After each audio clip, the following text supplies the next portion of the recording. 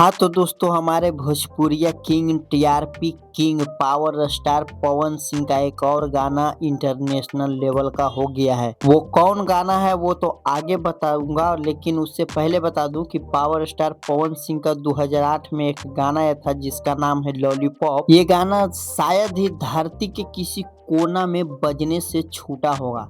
लेकिन दोस्तों आज हम बात करेंगे एक और गाने का जिसका नाम है राजा जी के दिलवा टूट जाई।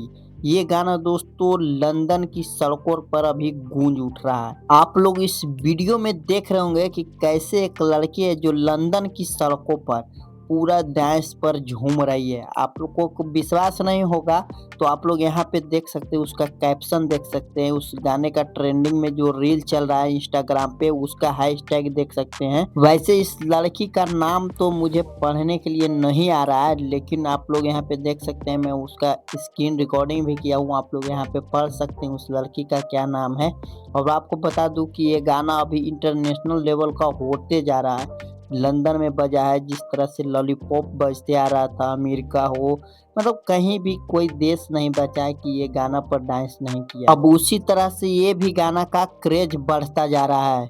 लोगों को मतलब इतना ज़्यादा ये गाना रास आ रहा है, इसका जो फनी स्टेप जो डांस है ऐसे हाथ करके, वो तो और लोगों को दीवाना बना रहा है। और शायद इसीलिए इस गाने को लोग डांस करने के लिए चूज कर रहे हैं, अपना मस्ती मिजाज मतलब सब कुछ इसी में झोंक दे रहे हैं।